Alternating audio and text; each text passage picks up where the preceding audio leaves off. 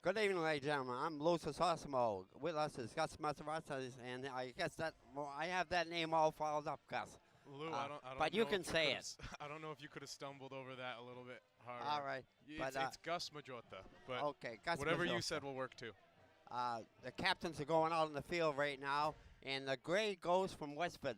Peabody played them either last year or the year before in the same playoff situation, and they beat them 35-19. Yeah, last year's game, 35 to 19, knocked Westford out of any further MIAA consideration. They actually had a chance to maybe move forward, and that was kind of cut short last year. Going into tonight, this is an MIAA consolation game. The state kind of gives these games out now after all the teams get to go to the playoffs and everybody else waits for another month until Thanksgiving. This is a nice way to kind of get the kids to play a couple more games during their high school careers. Right. There's a lot of pro and for it and a lot against it, but it seems like a lot of teams are out of the competition now, which really saddens the whole year for a lot of teams. Yeah, it makes it a very confusing situation. We had Peabody; they declined after they won the toss, and looks like Westford's going to be defending the left end zone. That's the end zone with the concession stand, and Peabody is going to be kicking to them. We got the lineup from Westford, but they don't use too many different players. Yeah, Westford comes into this game with a 2-5 record. They didn't have much luck this year. They started off 0-2 with big losses to Drake and Chelmsford. They lost to Chelmsford 42 to nothing. And then after that, they picked up a win against Haverhill, and their next win came 2 weeks later against Cambridge Ridge and Latin. They have not had a successful season, Lou. By the way, that's a tough division. That's a tough league they play. They play a lot of tough teams out that way. Powerhouse league. Right. But then again, Peabody coming in at 3-4, picking up wins against Revere, Malden, and Beverly. Only one of those was a road win or was a home win, excuse me, and that was last week against Beverly. And we'll see if Coach Betancourt uses two different quarterbacks and a lot of different running backs, which he did last week. We saw a lot of new players out there that weren't playing most of the year. Yeah, that's been one of his tricks all year, is to kind of do a two-platoon quarterback and running back system. It looks like we have the national anthem coming up now. And we'll take you down to the field for that.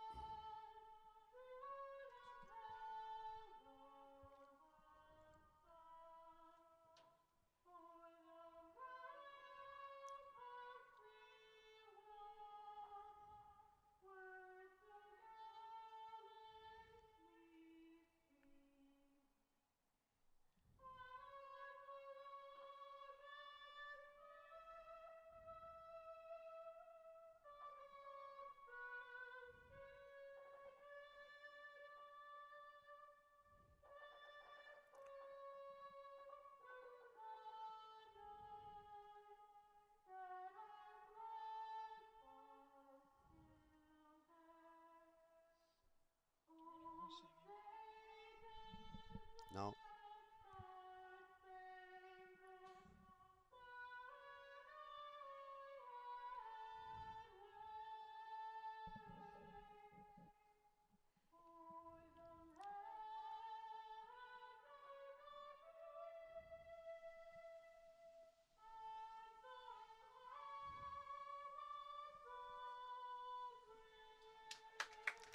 Another great job, Gus, and we didn't have her name, actually. They didn't send that up to us. But, Lou, I got the name. That was Micah Jones. I assume Okay. she's a Peabody High student. Great job, Micah. Great job.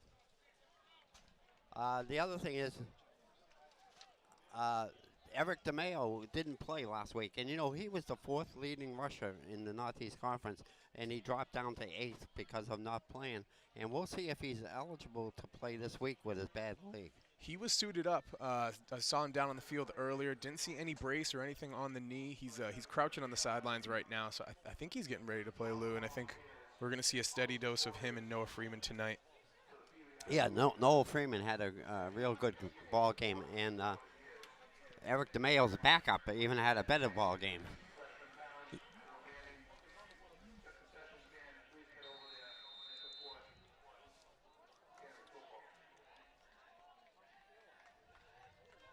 Okay, we're just about set. Legate all ready to kick off.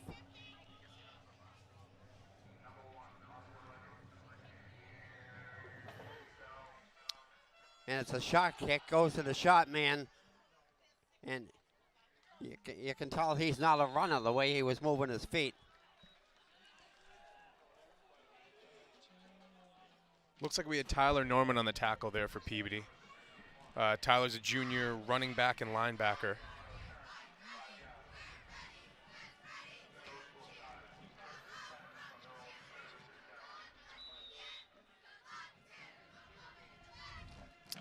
So Westford gets ready on offense. They are approaching the ball. 1st and 10. DeMayo is on the field at linebacker. The handoff. First man through doesn't go anywhere. It gets about a yard of that. And it looked like that was Sam Mastromateo as well as Eric DeMayo on that tackle. So it looks like Eric's going to be doing fine tonight. Nothing seems to be holding him back with that lower leg injury that he suffered last week. So no gain on that play. 2nd down and 10. Barrasso, the quarterback, comes in with the play, number 2. And he has one running back behind him. Direct snap. Barrasso hands it off to the first man through, and again, he picks up about a yard. Looks like that was number 29, Trevor Ferretta. So far, a pretty stout defensive effort by Peabody on this first drive. Looking at a 3rd and long situation with just under 10 minutes in the first quarter. Beautiful night for a ball game, but not that many people here tonight, and you can tell that's what happens when all of a sudden you go into a loser's bracket. Yeah, a lot less people here. I know since it is an MIAA game, they're charging everybody at the door. And usually these Peabody High games this year have had open gate for students as well as kids in the community, so that might have something to do with it. Well, it looked like there was some movement, but there's the quarterback going to pass it. And ooh, that was an interception. Looked like it was number 3. Sorry, number 6. Joe Mastromateo again with another big play. So Peabody's going to take over on real good field position on Westford's 49-yard line. You see he jumps the route perfectly here and puts himself right in position right above the Westford Academy receiver, number 21, Scott Beatty. So Espinel goes into the huddle. Right. And Peabody takes over 1st and 10 on their own 49. So here they are. They break the huddle. Espinel in motion. The handoff, first man through, and I believe that would be Eric. No, we have Freeman. 33. Freeman. No, Freeman.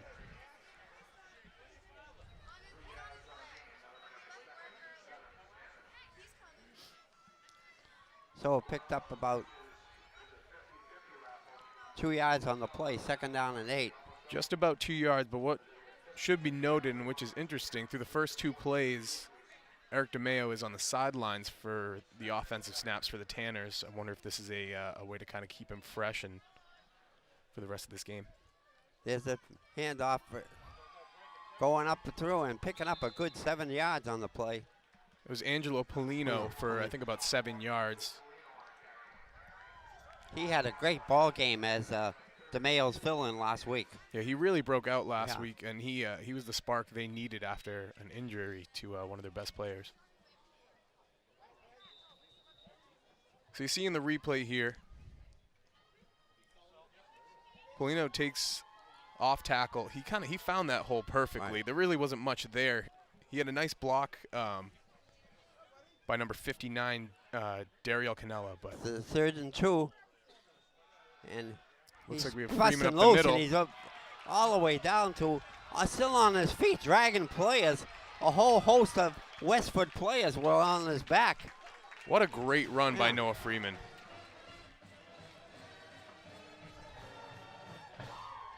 This is exactly what Peabody wanted. They wanted to establish this this running game early on. This is going to open up the passing lanes in a little bit. And so down on the 6-yard line, 1st down and goal for the Tanners.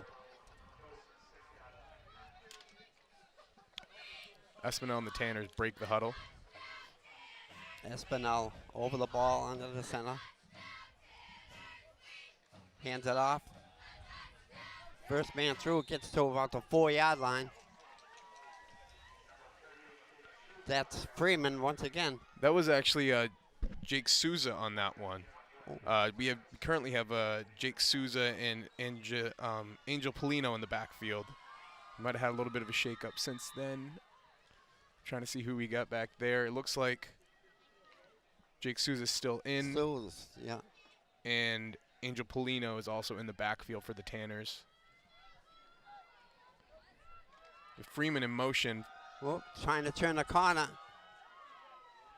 And he's going to be down about as close to the goal line as you can get. That was Noah Freeman.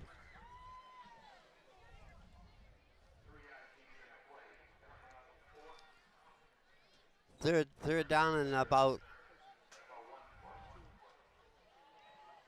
So you're going to see Freeman in rocket motion here. So that means he's going to run behind the running backs. They're going to fake the dive up the middle, and Freeman's going to have free range over on the outside on the sweep. It's funny here because you see the guy that initially tries to tackle him, number 88 for Westford, actually ended up keeping him off the ground. Here's the play. Trying to turn the corner. Wow, another goal line stop. Wow.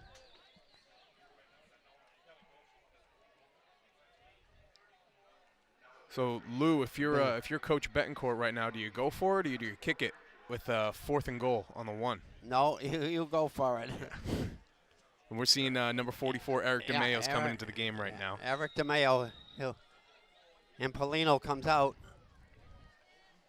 We'll see if they use him right away or maybe just as a blocking back. So you're going to see Freeman take a pretty big hit here by number 27, Tyler Bella for Westford.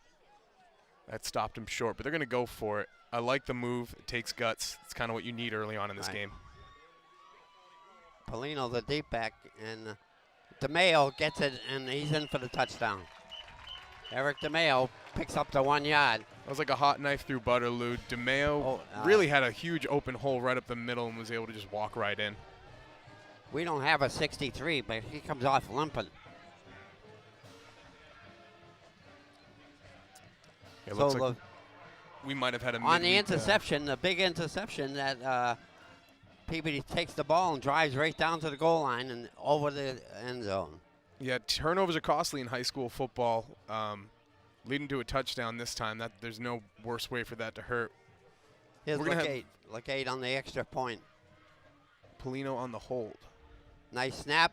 Ball is up, and it's good. It's good. Yeah, no hijinks like last week on that first touchdown, Lou. I don't know if you caught that, but one of the referees had both hands up, and the other referee was waving the extra point off. We have that. Here's our end.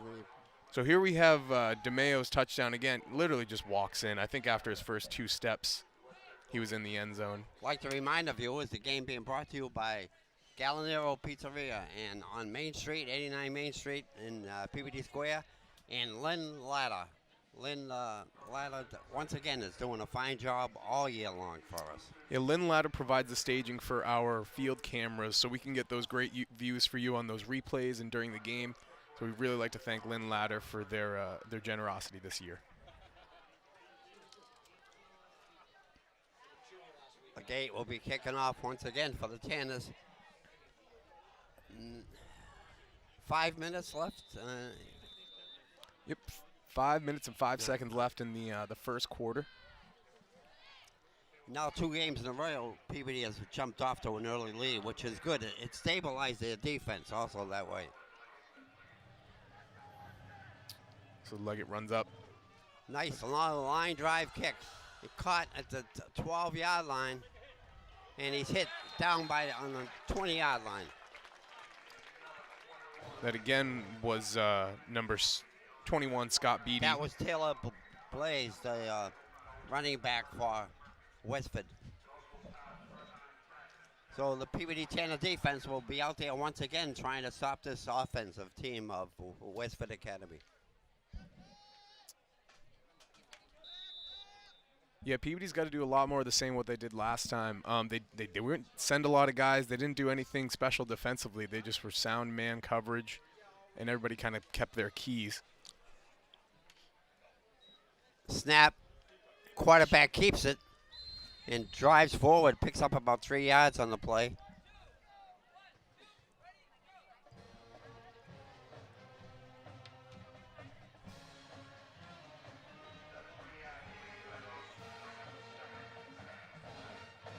Looks like we have a couple substitutions for Westford.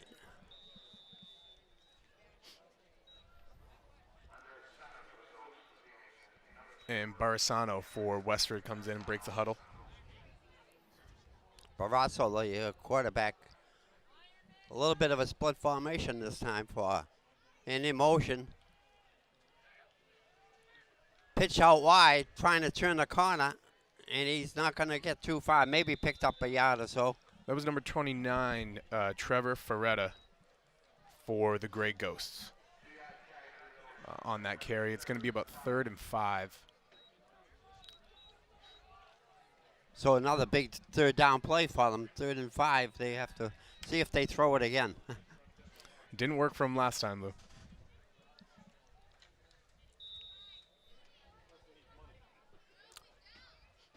Direct snap to the quarterback and 2 men in the backfield with him, but he throws it, going to throw it, and he catches it and comes all the way down to the 40-yard line.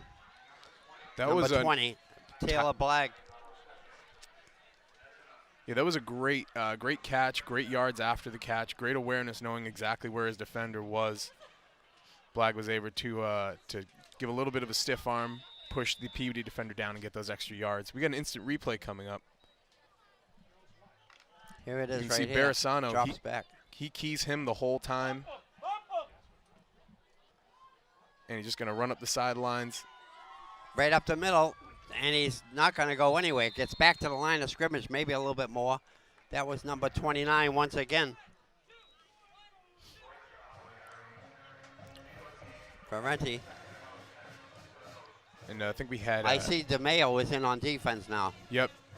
DeMayo's getting his snaps now. I think he just kind of wanted to test it to start off, see how the knee's feeling or the lower leg. I think he's going to be fine for tonight's game.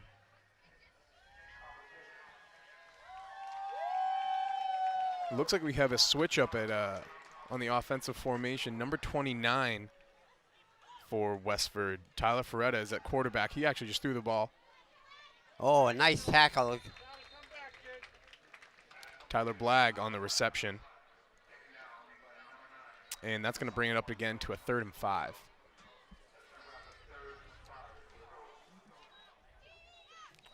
Peluso made a nice tackle that time. We see Ferretta in the backfield, which seems a little strange. Then Blagg on the reception, but a great tackle by that was really good. number 9, Dylan Peluso. So another big 3rd down play, 3rd and 5 once again.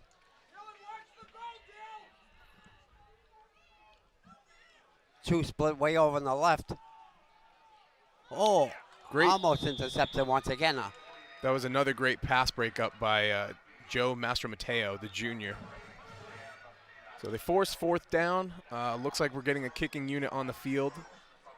We should see a punt from Westford Academy. They didn't come in here noted as a passing team. They were more of a running team, but they passed quite a bit. Yeah, and I mean, they had some fair success besides that one interception. They had 2 other plays with some receptions there, but just not enough.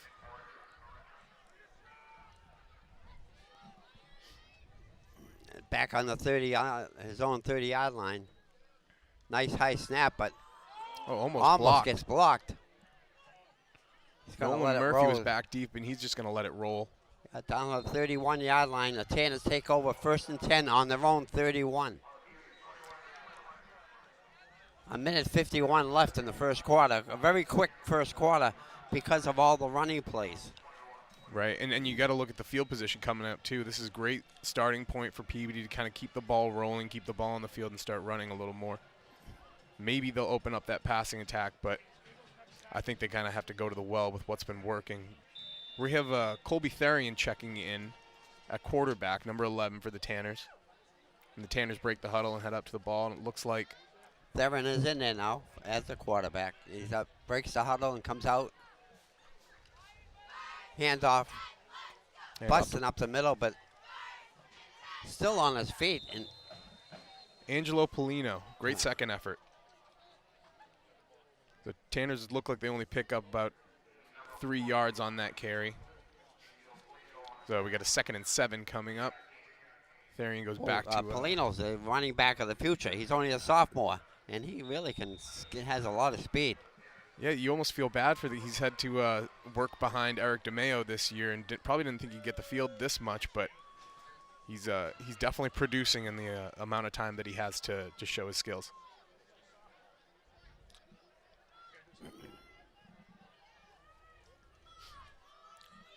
In motion, Freeman hands it off to him, still on his feet. He gets the first down and more, all the way down to the 34-yard line. Freeman's a small kid too. He's not one of these big bruisers on the team. He's very unassuming in his size. Looks probably about like 5'8" or 5'9". Seems like Freeman, it gets more running space that way, the way he picks up the ball. Right, he's very quick on his feet and knows how to find the hole. We got a replay coming up here, and we're going to see that again. And a little bit of a cut right there, covers up the ball. Forward lean at the end of that tackle to get the extra yard. That's kind of how you have to give the offensive line a lot of credit because it looked like there was a lot of good blocking that time. Downfield blocking is huge tonight. There's Freeman once again. Back to pass. Oh. Almost intercepted. Almost, and he had a lot of pressure on that naked bootleg. Let's see if Peabody can maybe reestablish the run and open up that pass again. Interception for Westford almost. 2nd down and 10 now. So Therian heads back to the huddle. Therian comes in with the play.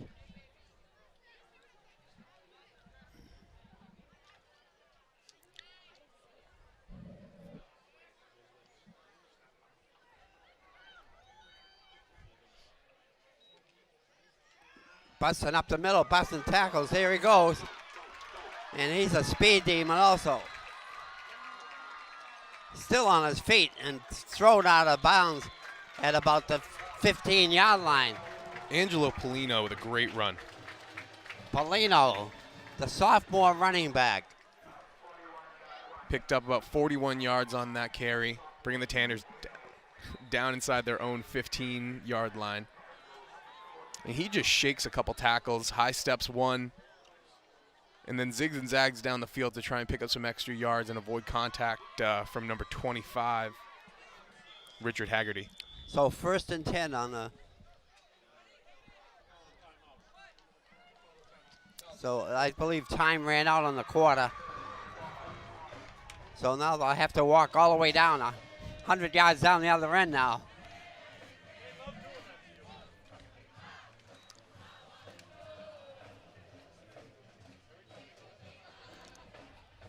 So interestingly enough, Lou, back when I played high school football, I played a game against Westford Academy. Way back in 2009. And that was for Gloucester, right? Yep, I played for Gloucester. That was the year we won the state title. 2009, we had a playoff game against Westford Academy at the Manning Bowl. And that game, that was a pretty fun one. Westford was beating up on us all the way through the first half. second half, we ended up taking it to them and walked out of that game unscathed. That was one of the better teams that Gloucester has come up with. 2009, 2010, and then 2007 were all championship years, and some would say those are some of the better teams in Gloucester history. But good shot of Coach Betancourt there, giving the team a little heads up. And the ball will be placed on the 14-yard line, 1st and 10 for the Tanners.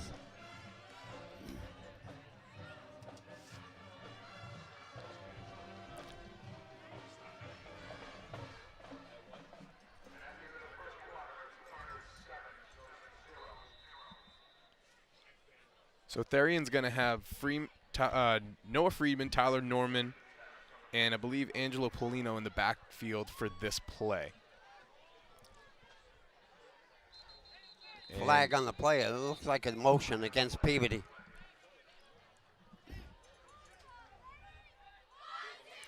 Yeah, looked like some early movement on the line. Usually coming off a timeout or some sort of break in the quarter, a team will want to run on a quick snap, hoping the other team is not prepared for it, or they'll do a slow snap. Looks like it kind of bit Peabody on that one. So 1st and 15 at the 19-yard line. See if they try it pass. No, Freeman trying to turn a corner. He needs a block and he doesn't get it. There was 3 Westford batters right there. Tyler Blagg on the tackle for Westford Academy. He was able to snipe out Freeman deep in the backfield. So he lost another couple of yards. It'll be 2nd down and a very long way. 2nd and a very long way. Yeah. This is definitely a passing down. You got to take a shot somehow right. to get within, get inside your own 20. At least give your kicker a chance, worst case scenario.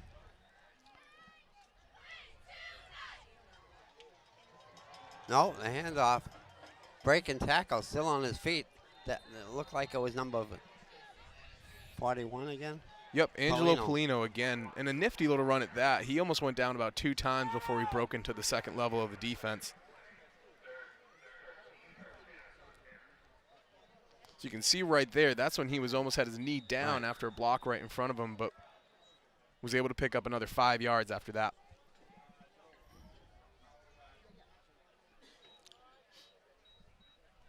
So 3rd and 13 now for the Tanners.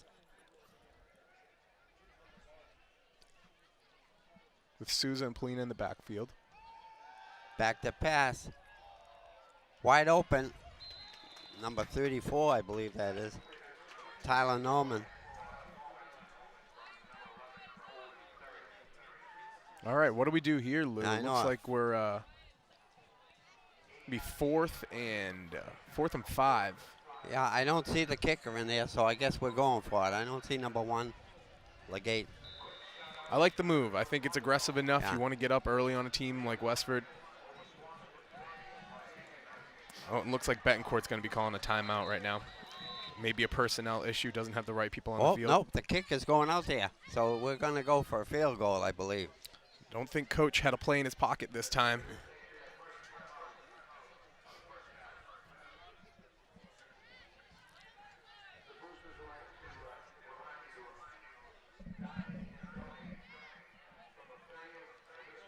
So this is something you don't really see a lot in high school football, at least not in this area, a team that utilizes their kicker. Kicking in high school football just isn't very strong, especially up in the Northeast. So it looks like we're going to have a 26-yard attempt. Yeah. Oop, we're going to have a penalty on this play. Peabody breaking the huddle with 10 guys.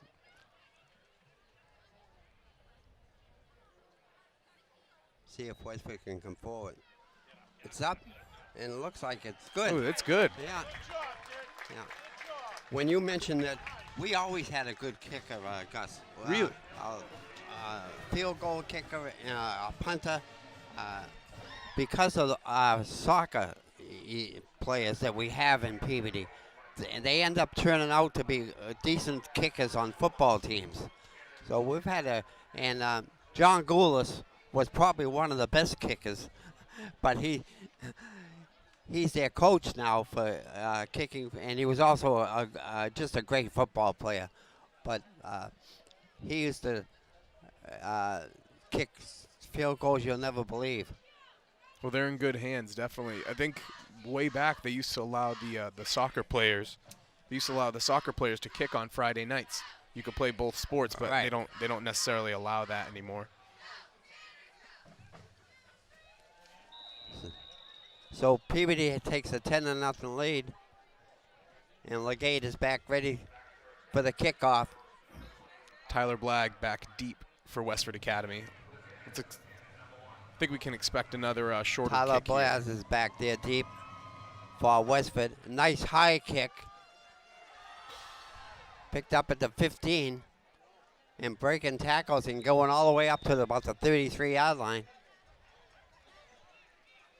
Looked like number 99, Jeremy Mann, on the tackle there. A little ironic, Jeremy, number 99, is got the biggest number on the field, but looks like maybe one of the smallest Tanner players.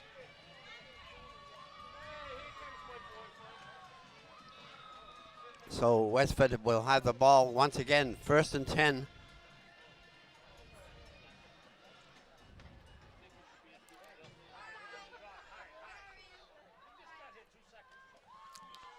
Oh, stopped in the backfield.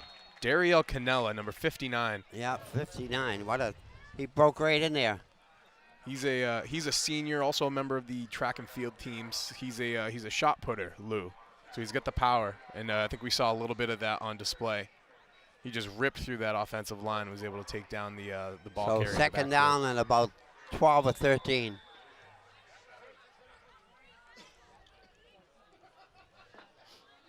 PPD defense coming up strong. It's been an impressive performance so far. Right. All the way around, all levels of the defense.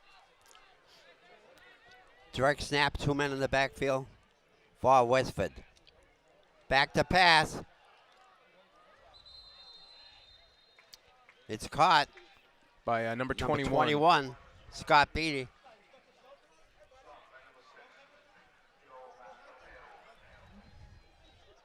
So on the replay, you're going to see Mastro Mateos right next to Beatty on the play. Not really in the position to jump the route for an interception, but close enough to be there for a big tackle. So DeMayo's coming 3rd off the down field. and 7. Another big play for Westford. Back to pass once again. Oh. I thought he held on to it a little bit too long. I think that's just a product of some really good coverage by the Right. defensive backs for Peabody. So far, an amazing defensive effort for the Tanners.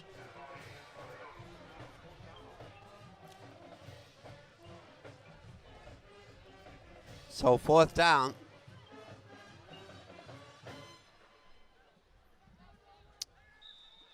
Nolan Murphy back deep once again. Looks like it's number 3, Nicholas Ferretta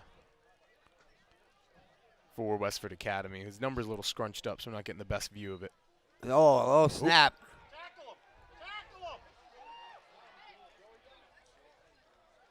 Oh, boy, that could be a flag hit out of bounds. That was very, very close.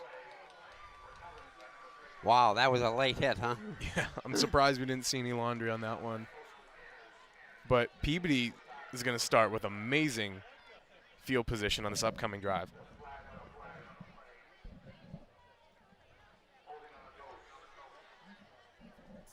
The replay, you're going to see the holding here by number 27 on Westford Academy, on number 82 for the Tanners, Ramon Franco. Why that hit out of bounds came like that, because the Westford player was holding the Peabody Tanner defensive player.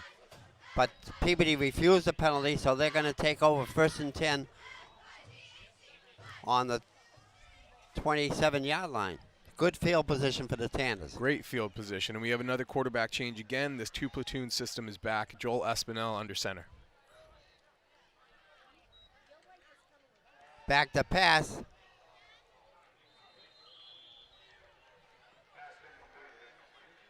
So what we've had so far in the passing attack from Peabody is a lot of play action, and that seems to be leaving one guy on the edge of each side of the offensive line open, or sorry, defensive line. And so they're just getting free reign on Therian and Espinel. So I think Peabody needs to work out of the shotgun upcoming if they're going to try and pass on these later downs. Looks like they're probably going to run it on this one. Espinel over the ball. Freeman in motion. Hands it to Freeman, breaking tackles, but he's only going to pick up about 3 or 4 yards on the play. Nice cut, and I love that play, the way he turns the corner. And he has a choice. He can either go wide or cut right in, and that time he cut inside quick. Yeah, that rocket sweep has been very effective for the Tanners so far tonight. I mean, I don't really see a reason why you'd venture far from that. So 3rd down and 7 for the Tanners.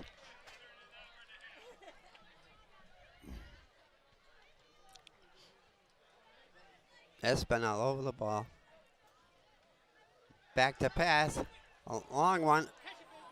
Oh, and it's caught. Wow. What a great catch by Noah Freeman. Yeah. Noah bobbles it to himself. Ends up pulling the ball in when he's down on the field. Hopefully we can get a replay of that one. All right, we got that replay coming up here. You're going to see Watch the this throw catch. by Espinel.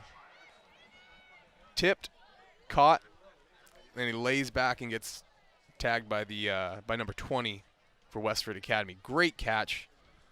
Big play for the Tanners down in the red zone right now.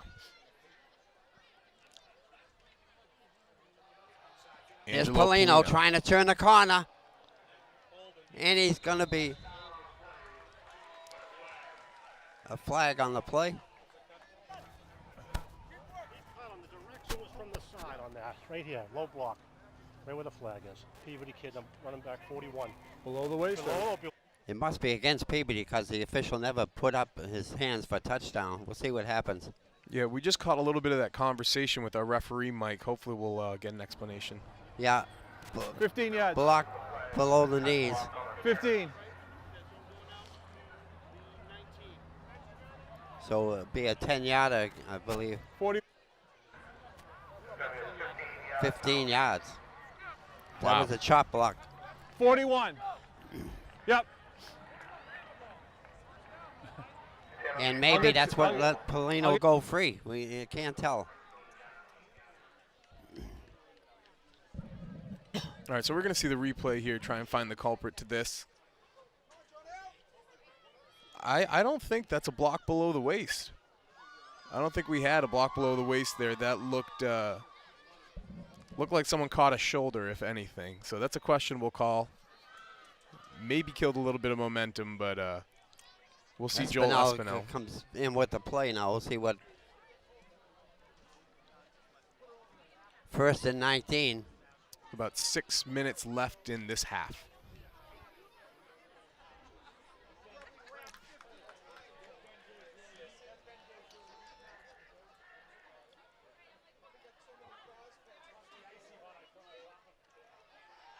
Back to pass.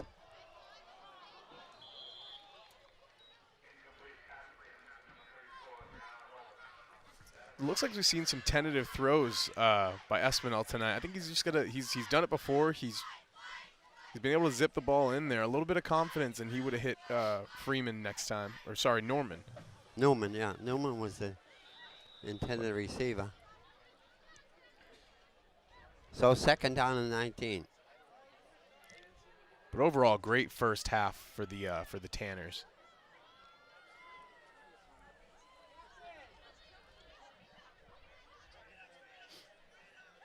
Dylan Peluso split out far wide. It's meant for him over everybody's heads. They had 3 Westford defenders on him. On Peluso. Yeah, it was a little bit of a strange play with almost a pump fake, but there was only really one guy on a route. So it's 3rd down and 19 now. Yeah, Espinel really never dropped back to pass. He he took one step back from the line of scrimmage. Yeah, the one step, a pump fake to the one receiver, and then a throw to the same receiver. It seemed a little strange, but hopefully they can pick up something on this this next play here.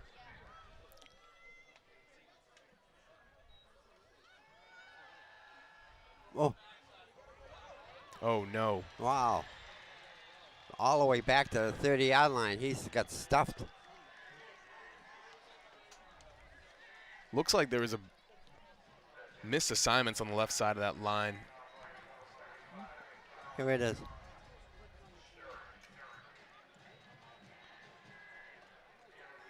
You know, just a long play. Right. You can only block for so long without picking up a holding penalty. That's tough.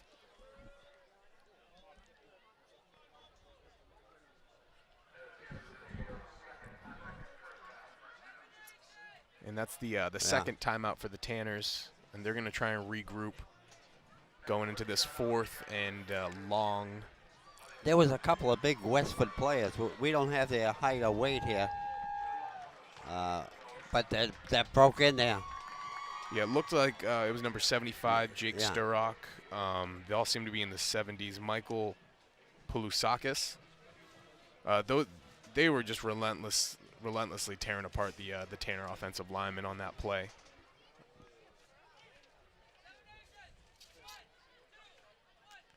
And they look like pretty big boys too. Most of them probably over 6'2", 6'3".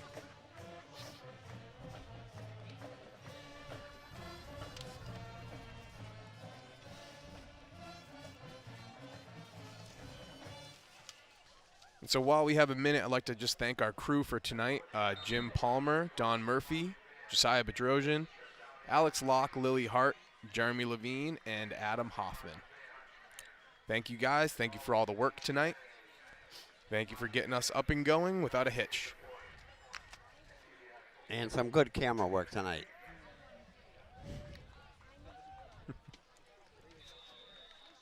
So Peabody breaks the tunnel. 4th down and 30 now for the Tanners. What are they going to do? It looks like they're going to pass it right now. Yeah, Lou. go for the touchdown. That's for sure. Oh, a draw play. Oh. There he goes. Look at him.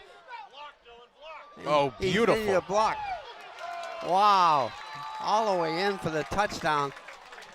Number 41. Polino. Polino, who had the touchdown called back earlier for a phantom blocking below the knee penalty, ends up getting back to pay dirt for about a 29-yard touchdown. I think it was about 28 or 29 yards. We're going to get a nice replay of this coming up. Watch So you're going to see Polino take this delayed handoff.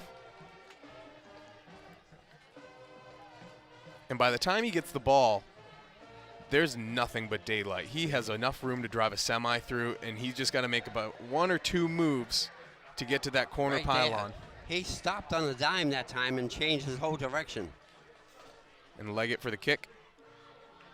And the kick is good. So Peabody now leads with 5 minutes left in the first half, 17-0.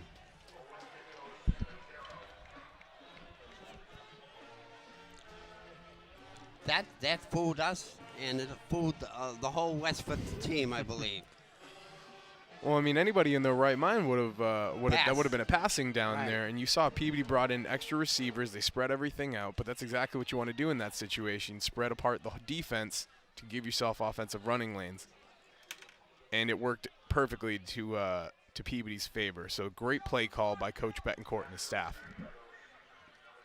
And Leggett's going to come back out to kick off to Westford. I feel like we've seen this a few times tonight Right. already, Lou. Yeah, Westford's going to be back deep, and I don't think Westford came over to Peabody's territory at all this half. No, I don't. I think there was one play probably about the 48 or 49 yard line, but I'm not sure they've gone past. Tyler Blagg back deep for Westford Academy on the Leggett kick. A line drive kick. Oh, it goes over the first receiver's head and into the end zone. So it's this safety, and the ball come back out to the 20-yard line. that type of a kick, the line drive, if you can't catch it, and we've seen players catch it. Yeah, so interestingly enough, I'm not sure if this is a high school rule or not. Usually when the ball is kicked into the end zone, the player at least needs to down it in the end zone. I'm not sure if in high school, once the ball is in the end zone, they blow it dead. Well, it's a live ball. It should be a live ball. Yeah. That should have been a touchdown, Peabody.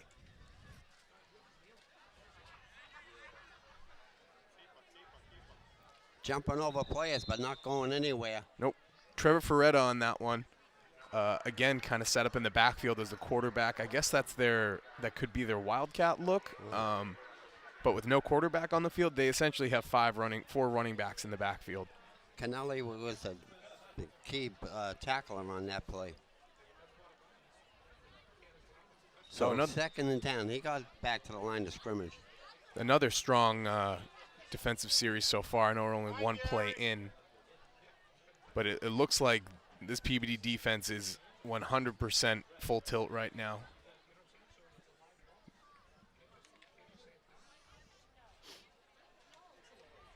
So Ferretta back as the quarterback again this time. Direct snap. And he back to pass, a long one. Oh, jeez. Two Peabody players. The receiver fell down, number 27 for So number 5, Bella. Nolan Murphy and Dylan Peluso kind of run into each other and foil any plans of an interception. But hey, at the very least, it's a broken up pass, and we're looking at a 3rd and long for the Grey Ghosts of Westford Academy. That same setup now. 2 players on the left side. And back deep to pass once again, and a long one. Great coverage. Yeah, good coverage by the Peabody defense. Mastro Mateo was on Scott Beatty on that one for Westford Academy, and there was no chance he could make a play on that. That was well done coverage by Joe Mastro Mateo. Played a real good defensive game for not only this week, but last week also for the Tanners. And lucky for the Tanner faithful, he's a junior. He'll be back next year. Look at this kick, the blocking group, but sometimes the ball can't get over them. Line drive kick. Again, another close call for the kicker. Right. The center has to get the ball over 3 guys, and both times, one time he didn't reach him, and the other time it was almost over his head. Yeah, it's a little bit of a peculiar setup. But Peabody's going to take over at their own 49. With about just under 4 minutes left in the second quarter. Peabody up 17 over Westford. And I think we have Colby Therian back in at quarterback for the Tanners. Okay, the ball's on the Westford's 49-yard line. 1st and 10 for the Tanners. Freeman. And he runs into a stone wall. Yeah, that was Jake Souza for the Tanners. Jake Souza, yeah.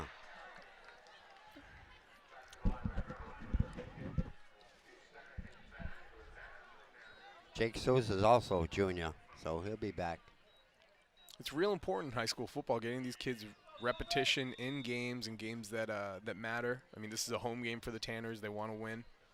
Getting these kids in when it's not garbage time and not junior varsity, it definitely matters for their development. Polino still on his feet, still breaking tackles. Picks up about good 8 yards on the play. Polino's a special runner. He doesn't go down after the first and sometimes even the second contact. He's not that big. not that big compared to DeMeo, who we've seen all season just demolishing defenders in front of him. So 3rd down and 2 for the Tanners.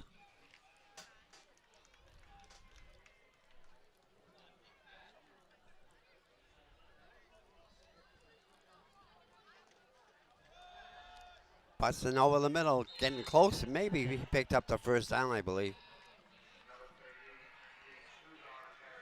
It looks like The Tanner offensive line is getting a good push tonight. It looked like it was a second-level player that came in and made that tackle. But number 52 for the Tanners, Abe Kaba, I believe he's in the interior 3. He was able to push out his defensive lineman, open up that little bit of a hole. Yeah, he's their center also. Yep, he's the one that got them down to that 4th and what's maybe an inch or 2.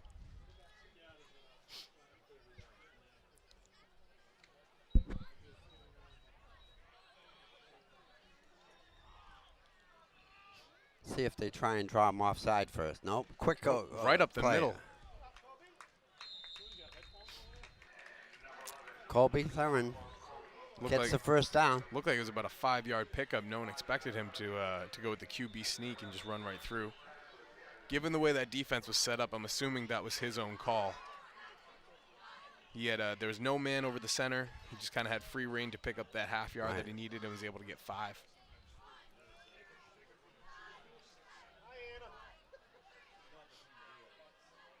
Susan Polino in the backfield with Freeman. Well, cuts inside now, and a flag on the play. Looks like it's against the Tanners. 38 blue. So that's going to be holding on Jake Souza. Move back. Going previous spot, back 10.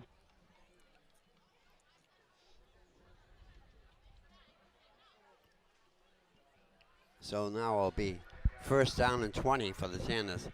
10-yard penalty. Couple costly penalties tonight for the Tanners. That's something they got to clean up in the second half. With about 1:30 left, I assume coach is going to have something to say at halftime.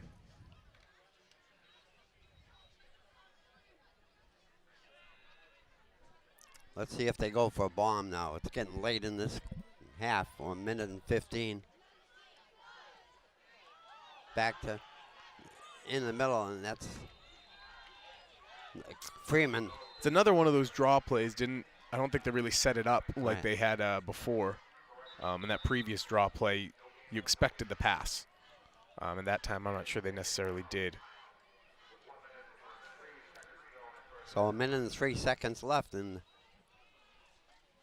timeout is called.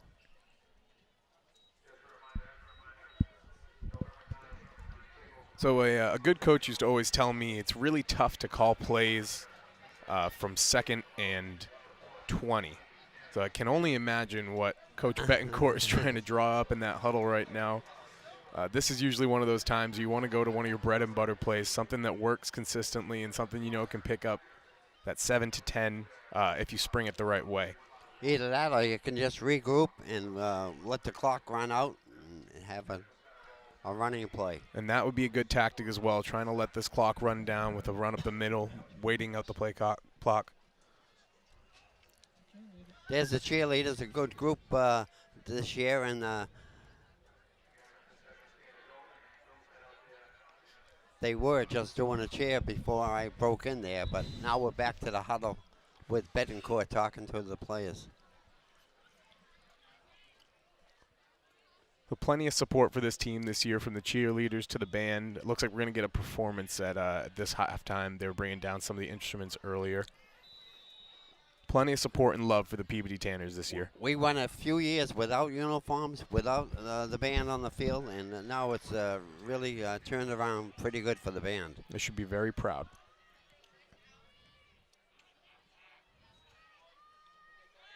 Busting up the middle, it's turning around on the left now. Quarterback keeper. And that's exactly kind of what we were alluding to earlier. There's not many good plays to call from 2nd and 20. I don't think that was the right play call. We saw so much of that sweep earlier, and I wish they kind of went back to that rocket sweep with Freeman. So it's 3rd and 19 now with 30 seconds. I don't think it's 19. It must be about 15. Yeah, about 14, 15 yards. 15. 20 seconds and counting till halftime. They're going to just pass. Oh, a long pass. Oh. Oh. That's not the decision I would have made, but we're looking at a 4th and very long with the clock stoppage, too, after that drop pass. We have 10 seconds left. 10 seconds. He better just take a knee.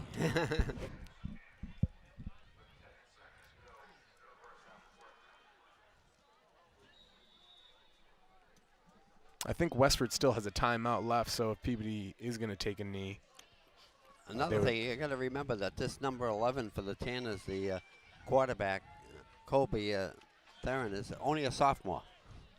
The experience is invaluable, Right. honestly, and but he's not going to be out of it either. He's got a whole year, got a whole few There's a- games to play. Oh, he slipped and fell on his own. And 2, Polino. 1. And I believe that's going to be halftime. We got no official whistle on the field. And that's the end of the first half. That's the There we official. go. So at the end of the first half, Peabody 17, Westford 0, and a good first half for the Tanners. And it really held defensively. You got to give the defense a lot of credit. They've held them on their side of the field the whole first half. Lou, it looks like we have a little disagreement here between the referees and Westford Academy. I think Westford thought it was able to call its timeout. It looks like the head coach is pretty heated right now. I'm assuming he either thought he had the timeout or tried to call the timeout and wasn't given it. But the Tanners are basically all on the field, and the band is starting to roll out their equipment. And it might be one more play. Yeah, we might get one. Let's see if they put any time back on the clock. Nope. No. We're heading in. Yeah. So that's the end of the first half. We'll be right back with first half, second half action, and stats from Louis Osimo over here on the left. Thank you for watching. We'll be right back, and don't forget our sponsors.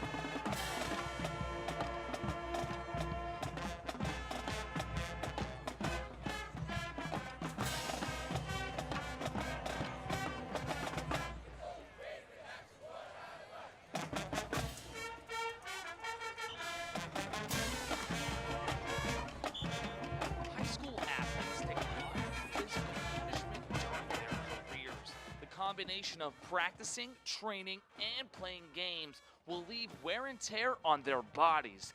That's why having an experienced athletic trainer like Spalding Rehabilitation's Matt Sharon is vital to the longevity of athletes at Peabody High School. Being a former athlete himself, Matt knows the physicality of playing sports.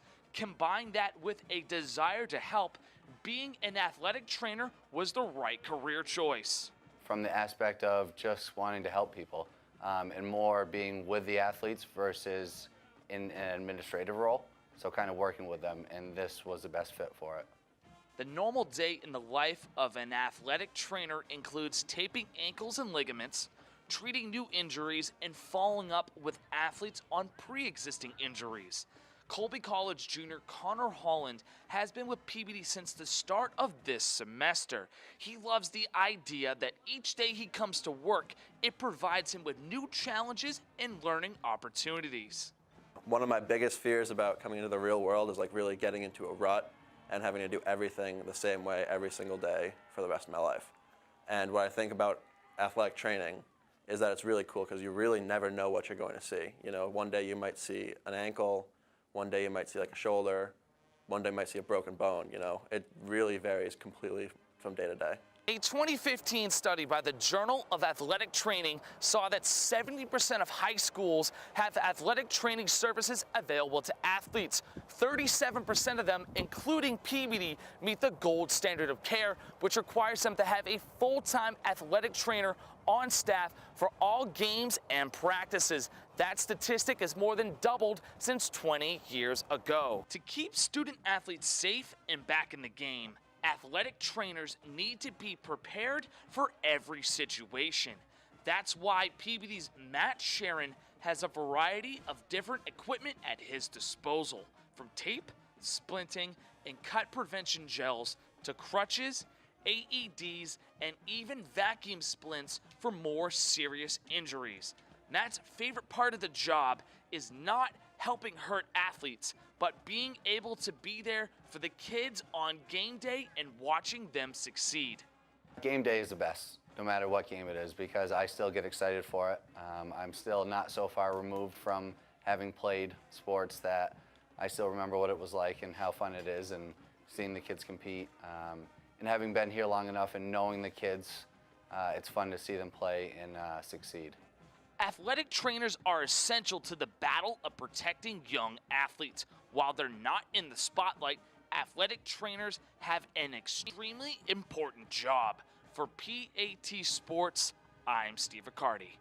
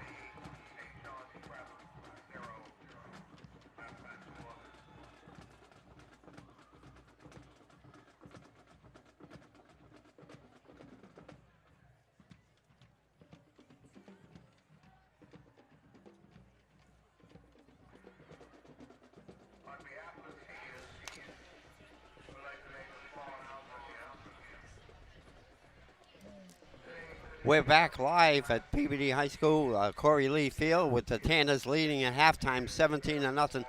Gus, I have a little bit of stats, and we can comment on them. Polino has 109 yards rushing with 1 touchdown, and Mayo, surprisingly, only 1 yard rushing, but 1 touchdown. 120 yards, 121 yards rushing, and Peabody had 1 interception, good for about a 20-yard pickup that time. Passing, Peabody was 2 for 1 for 28 yards. 1 for 2. 1 for 2. 1 for 2. Yeah. And Westford, here's a astounding stat: 2 yards rushing, and they never got on the Peabody side of the field. But that's we've been talking about their defense all most of the year, and that's a credit to the defense. Yeah. And they 3 for 8 passing for 25 yards. Yeah, we alluded to it before halftime. The Peabody defense has been humongous tonight, and only 2 yards rushing for Westford Academy that's the proof in that pudding. Yeah, DeMeo with the 1 yard plunge earlier to start off the game, off the interception by Joel Master Mateo, and then the guy who's been on fire tonight has been number 41, Angel Polino. I keep calling him Angelo. I feel bad, Angel. Call me out on that, and I'll clean that up next time. But it looks like the Tanners are coming back out on the field, so we're going to take you back down to field level for the second half of the PEABODY Tanners versus Westford Academy Ghosts. Okay, and we still don't know who we're playing or where we're going next week, right, Gus? It's always a mystery, it seems like. I believe it might be one of the other teams that was in a consolation game, and they also ended up losing their consolation round. But, you know, everything's kind of up in the air. Who wants to play where they can play. We'll find out late Sunday where we'll be playing next. I'm sure you'll give me a call, right? Yeah. And we're just about set, and Peabody will receive the kickoff as they won the toss and they deferred to the second half, like most teams do. Yeah, and it looks like we're going to have Nolan Murphy back deep as well as Colton Cole. This is the first time we've seen the kick-receive team on the field all night. Yeah, this is the first time that both those running backs back there have a chance to get the ball. It's a nice line drive kick. Colton Cole. Cole trying to bust tackles, but he gets back up to about the 26-yard line. Yeah, that was a tough break there. Jack Woods for Peabody. He was trying to turn his defender out, and the defender actually kind of got turned right into Cole. But still, nonetheless, Peabody picks up at the 26-yard line. Or, sorry. Yeah, 27. 27. Yeah. We won't say anything for a yard because I said the 26 too. So the Tanners come out 1st and 10 to see who the quarterback, and the quarterback is a Spendle.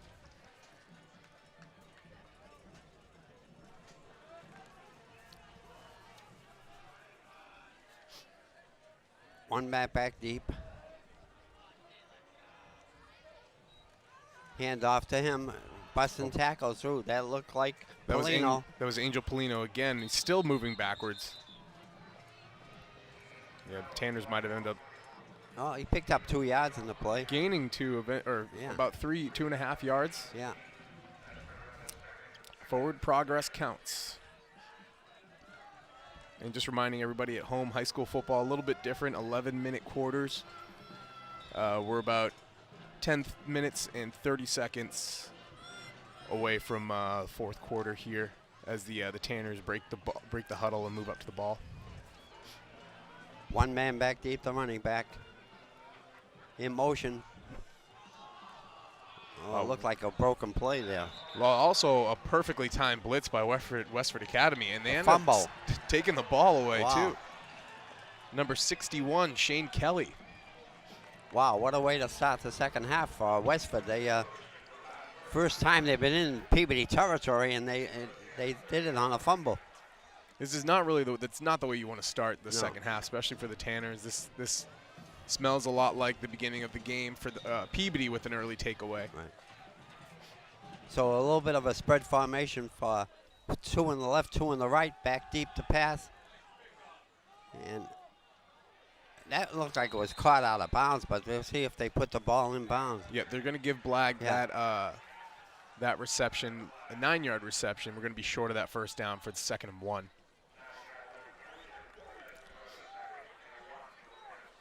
So the ball on the 21-yard line. So you're going to see Barisano throws it over to Blagg, and Blagg just gets that toe drag in. Impressive feat. Same setup for Westford, 2 on the left, 2 on the right wide receivers, and he tried the Peabody play, and he's going to run all the way down to about the 5-yard line, maybe the 4. Yeah, that was Nolan Murphy and Joe Mastromateo on the tackle there. But that was another one of those situations where number 29, 29 Ferenti. Trevor Ferretta, is back at quarterback, and they almost have a 3 running back setup. You can see him here. Makes 2 jukes to get away from his tackles, and he's pretty much got open field all the way down until Powers got it was the first fellow that hit him, number 5, Nolan Murphy rather. So 1st and goal from the 5-yard line.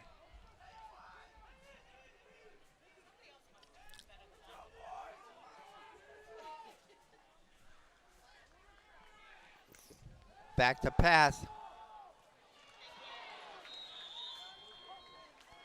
Looks like that was just poor ball Yeah. handling by the receiver there. He kind of had good positioning. He was in front of the Peabody defender, and ball was in his hands. That looked like a easy touchdown. It should have been an easy touchdown. We're going to get a replay of that right here. Oh, it was tipped there, too. Oh. Yeah, a little bit of a tip on that one. Still hit him right in between the numbers. Just couldn't come down with it. So 2nd down and goal, 2nd down and 5.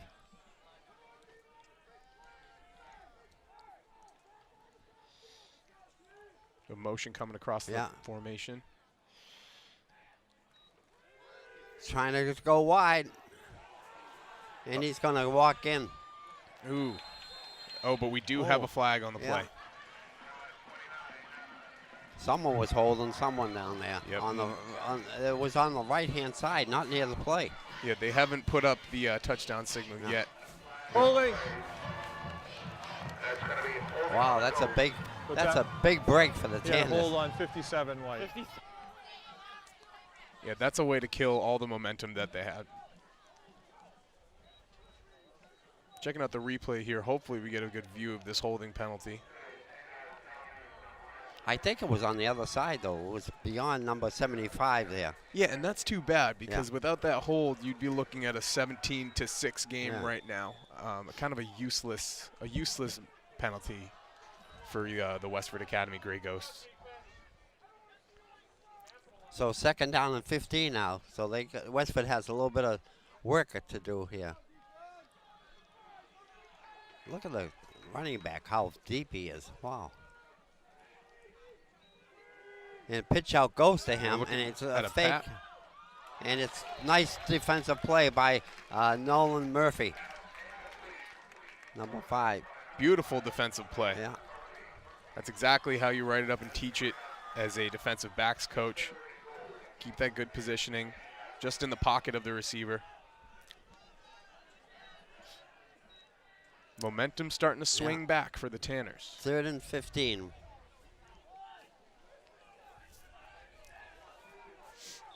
All these plays, Westford has been trying to go into the end zone on one quick play.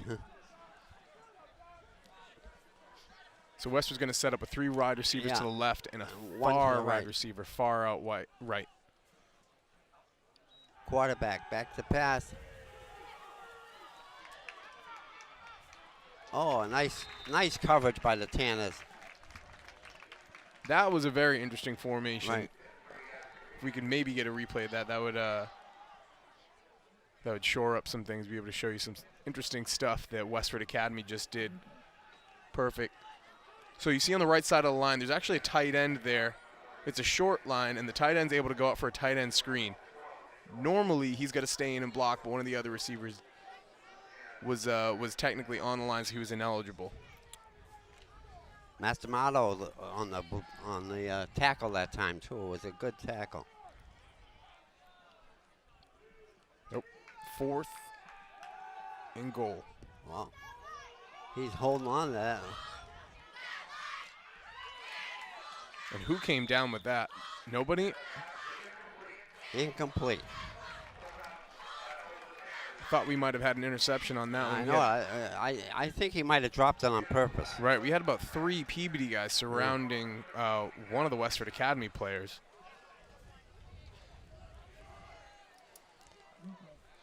The Tanners are going to take over. Let's see if we see the. So in the scramble, Barisano throws deep. And surprisingly, the Westford receiver back there actually got his hands on the ball and almost pulled it down in double coverage. That quarterback ends up throwing the ball off balance. He holds it a little bit too long. He ran to the real end on end. So Polino again on the carry up the middle. Picked up a good 4 or 5 yards on the play. This is exciting to see, Lou. We're getting to see this young guy, Angel Polino, kind of develop right in front of our eyes. As a sophomore, getting this kind of experience. Right. Man, last week he did the same thing, and this week he's continuing. And I don't think Eric DeMayo is in top shape right now to carry the ball. I think they're going to hold him out on offense. I mean, he is a senior. Many say he's a Division I prospect. They're trying to keep him healthy. There's Polino once again breaking tackles, picking up the first down. It was actually Freeman on that one. Oh, Freeman, excuse me, yeah. Freeman able to pick up that last 6-7 yards for the first and then some. But yeah, with a guy like DeMayo, who's fairly highly touted as a Division I player or a high-level football player, at this point in the season, the games necessarily don't matter. They're more for pride. He's actually on the sidelines with an ice pack on his hamstring right now. So he did what he needed to do in the first half, got them the touchdown they needed. And a few stops on defense. Polino on the right side. Still on his feet. He's hard to bring down. He knows this is his opportunity. This is a chance to get the ball rolling on what could be a very successful career. You're looking for a big, hard runner to do that. I mean, he's so fast. I mean, my God. Here he is. Watch. Good vision, able to finally see the hole. Right there, bounces off that follow, still on his feet. His legs don't stop moving, and that's the key. The Tanners break the huddle again, and they're just cruising. They're almost on autopilot here. Darian bumbles the snap. Freeman, he's hit in the backfield.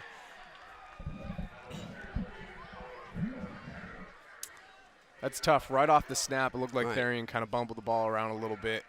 Definitely not enough to.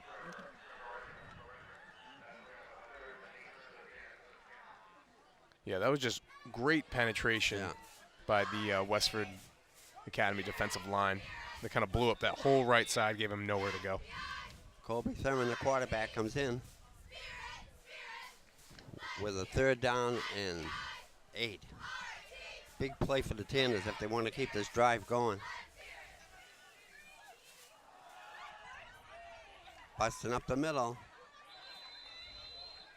Picking up a good 4 yards and a flag on the play. Yeah, we don't need to see that. That looks like number 63 for the Tanners, who we don't have his name on our roster right now. And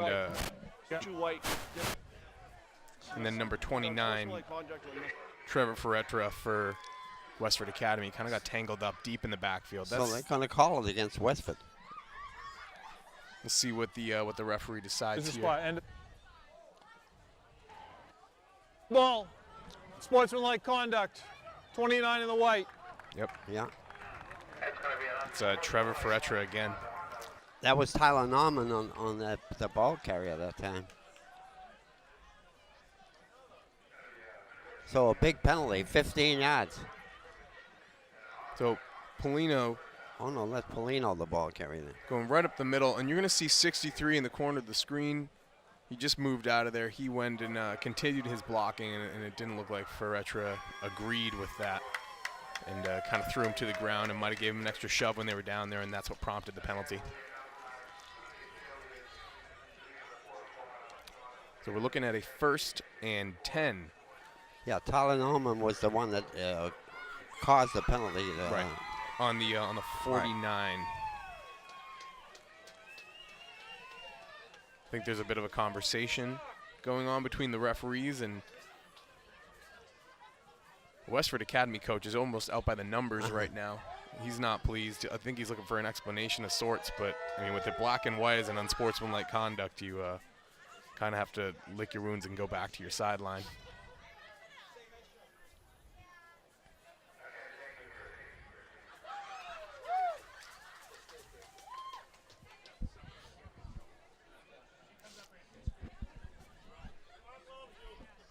So 9:21 left in the 5:21, excuse me. Left in the third quarter.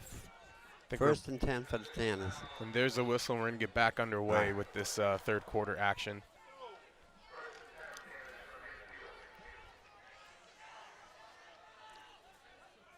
I'm going to try and call it here, Lou. I think we're going to get that. Oh, nope, I was going to be wrong. Polino once again.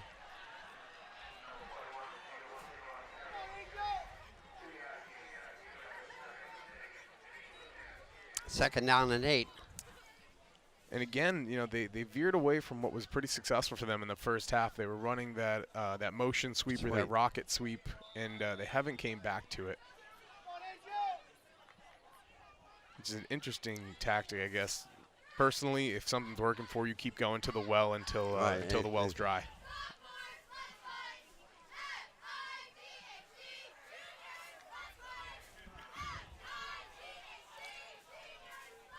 There's that sweep, and now he cuts inside, still on his feet. Getting a little push from Polino as well.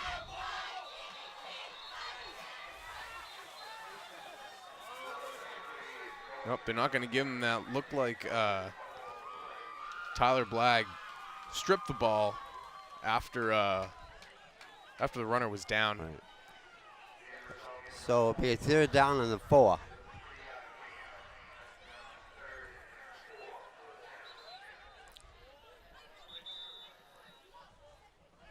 Looks like we get a timeout for Peabody. So the clock is moving. 3:51 left in the third quarter. So we're going to get a good look of this right here. Freeman takes the ball, and you're actually going to end up seeing Polino pushing him back there, and progress was stopped. Ball got stripped loose. This is all after a whistle. So kind of a letdown for the Westford Academy fans, but definitely a sigh of relief for everybody at home for Peabody. It's a good look there of the kids getting coached up. Right.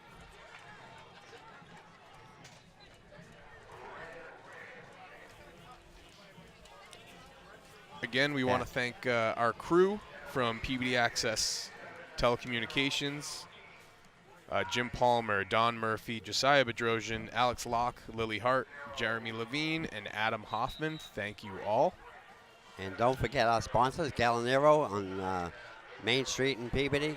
Full liquor license now, entertainment license now. A lot of action down there. And Lynn Ladder. And a lot of action here from Lynn Ladder. The wonderful Lynn Ladder. So the Tanners come out of the huddle, third down and 4.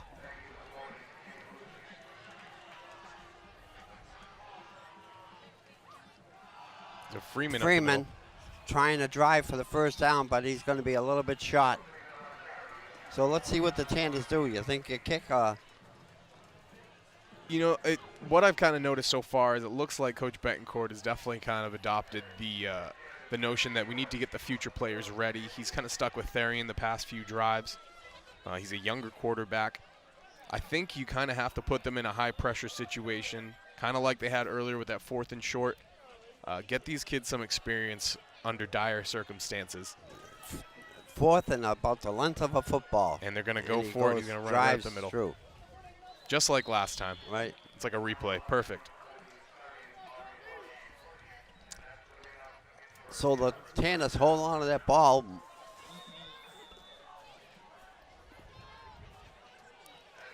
And there you see Therian just kind of lean forward, relying on his center. Number 52, Abe Kaba. Again, another junior, another bit of youth on this Tanner lineup for 2017. I think this all spells good things for the 2018 Tanners.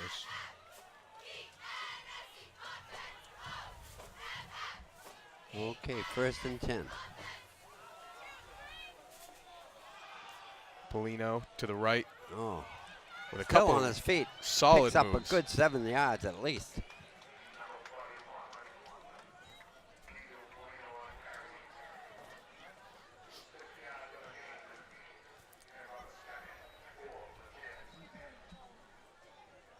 You're going to see here on the replay, Polino, he breaks about 3 or 4 tackles.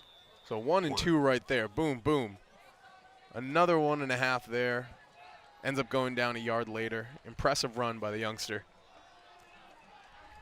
So 2nd down and 4. Polino still on his feet, but he gets back maybe a yard on the play.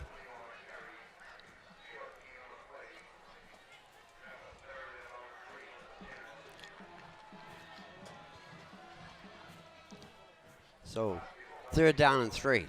And another clock chewing drive by Right. the Tanners with about under a minute 30 to play in this quarter. They're going to take as much time as they need and as much time as they want. Give Westford the ball back with no time left in this game. There's Freeman still on his feet, busting tackles, getting the 1st down about the 25-yard line. There's that off tackle that I've been looking for all night. Yeah. It worked so well in the first half, and it's kind of surprised they didn't stick with it more often, but it got them their 1st down. I guess I'm asking for too much here. But great run by Freeman. We're going to check that out up here. So Freeman cuts up Wow, and gets taken down by 2, almost 3 Westford Academy defenders. this is like night and day to see these last 2 games, the way the offense and the defense has developed. That was real interesting. We just had the whole line flip. Polino with the Polino carry, still and on his feet. Oh, still there. he's got daylight. You got to give that to him. Throw the hands up. Touchdown. Another touchdown for Angel Polino. And that was a real nifty run, too. Broke about 2 or 3 tackles on the way there. Rolls into the end zone right on top of the pylon for 6.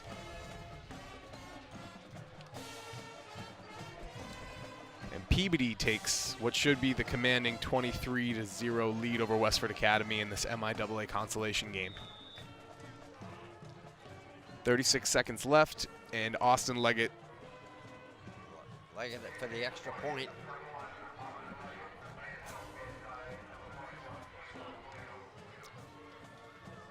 Kick is up, and Ooh. it's going to be shot. Hits the goal post, though.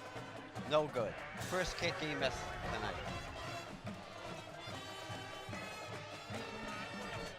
And so we're going to have that touchdown replay right now. So you're going to see Polino takes the pitch, cuts up, takes 3 defenders down off that one move, cuts it towards the pylon. He knows he's just got to get right there and goes right through the side of the end zone. Number 17, Garrett Ackerman, was not quick enough. Great run. Great game by the young sophomore. And here's a good shot of the stands showing everybody that's coming out to support tonight. What a great community supporting local high school athletics. And it carries through all sports. We'll see him at basketball season, Lou. Right.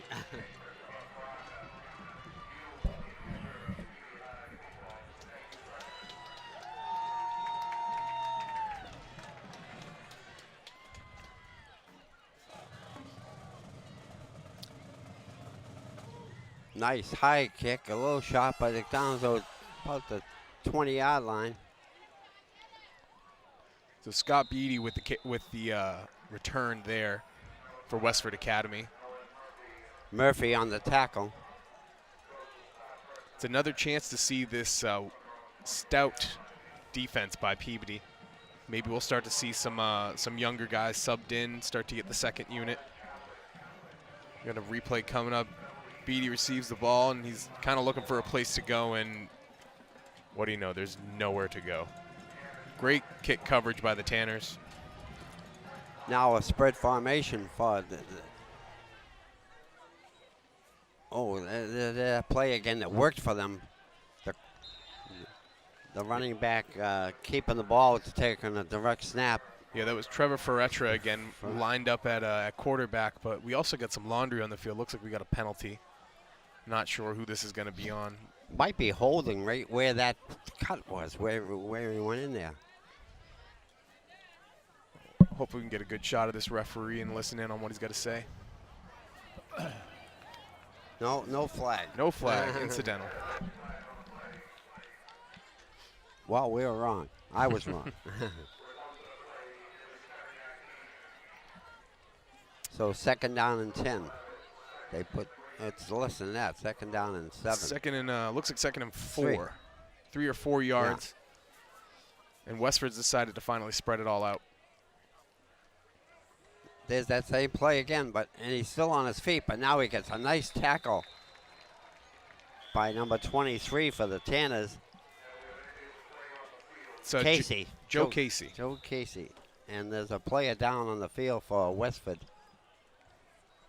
I was just going to say, we haven't seen any injuries these last couple of games, except for Eric DeMayo. And, yeah, and I'm beginning to believe DeMayo's a little bit more precautionary. But here we have another shot of the band. Great job all year. They've been playing the past few half times, and they always do an amazing job. Nice new uniforms, too. They had got them late last year. Yeah, we have at Peabody Access TV, we have a few high school work study students. They come out and shoot some events for us. There's 4 of them here tonight. There's a few of them that are actually in the band, so it's nice to get a chance to see them during their busy band season. There's another shot of some of the Peabody fans.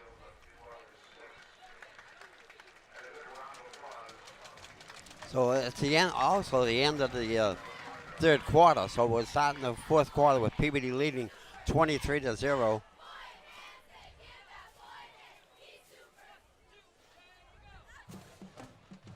And Westford will have the ball 2nd and 5, excuse me.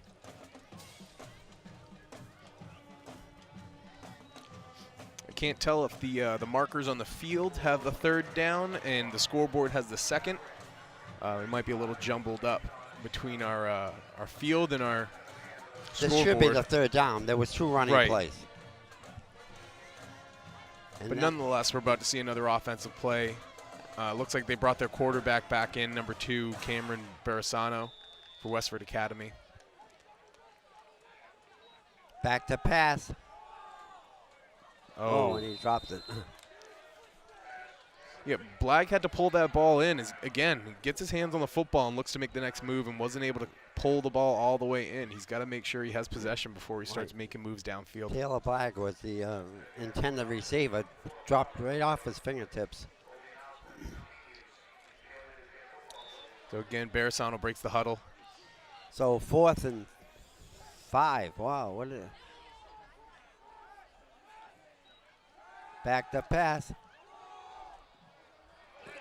And again, dropped. It might have been a little low. Don't know if it necessarily hit his hands from our angle. We can only kind of see his back, but PB is going to get the ball in real good field position. And again, this is going to be just like it was earlier. This needs to be one of those long, slow, maybe a little boring drives where Peabody picks up 2 and 3 yards each carry. 1st and 10 for the Tanners.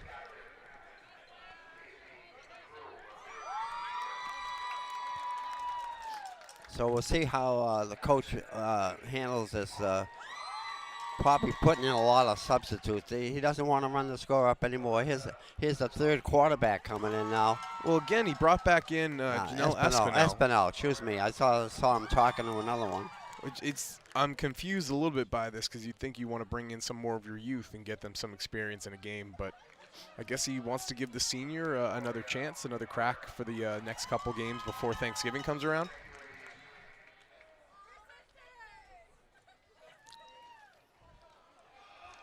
Trying to turn him wide. Needs a block. Nice tackle by number 20 for Westford. Colton Cole on Blagg. the carry for the Tanners. Cole's a junior, so we're going to see him next year. Right. Another holding penalty against the Tanners. Inbounds. I believe so. I don't think we got a explanation Inbounds. from that referee. Maybe we need to teach him. We'll bring him over to broadcast school, Loom. We'll teach him how to speak into the microphone and talk to the camera. You're lucky they're wearing the microphone. Yeah, this has been a great new addition we've been able to pull off the last few games. So 1st and 20 for the Tanners.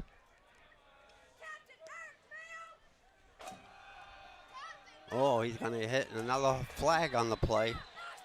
Hey, this is getting to be a little bit of a train wreck of a drive. But still, only first down after all these penalties. Another hold. Right.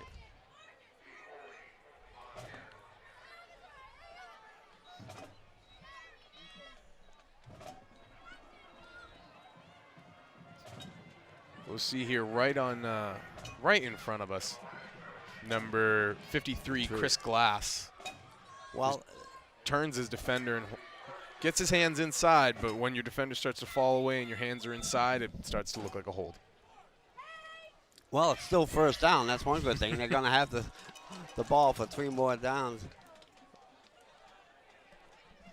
I think you got to run a couple of your better running plays. Mike Locke comes in, number 77. He's a junior. Run out this clock a little bit and give Westford the ball back with about 3 or 4 minutes left. Still on his feet. So Colton Cole on the carry. And again, a Westford player seems to rip out the ball just as the whistle's blown, thinking they have another takeaway, but they haven't gotten the best luck with that so far tonight. So 2nd down and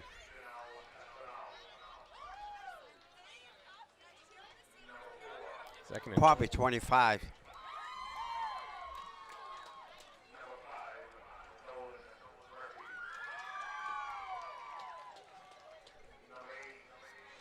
The coach is taking his time right now. Taking time, really. Yeah, he's got that 35 or so seconds in between the end of the play and before the penalty. He's using every bit of that, and they're making sure they get up to the ball with just a couple seconds left. And even in that, we were able to take off another minute, right. 9 minutes and 30 seconds left in the game.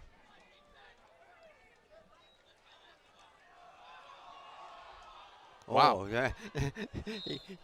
So if you didn't catch that right there, Espinel gave a short handoff right up the middle, which ended up getting fumbled. And he picked it up, but luckily no one else was there. Yeah, I don't think anybody noticed the ball was on the ground, but it was picked up, ran forward, and I guess we still have clock running, which is good for Peabody. We're approaching 9 minutes.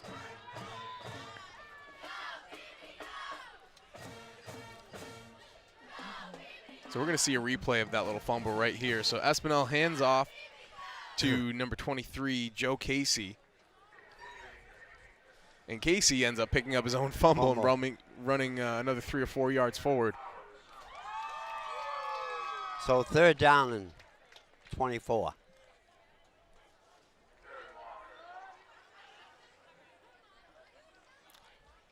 Oh. Back to pass. Shot screen pass. A flag on the play. I don't know. This referee might be calling targeting right now. That was a pretty low hit.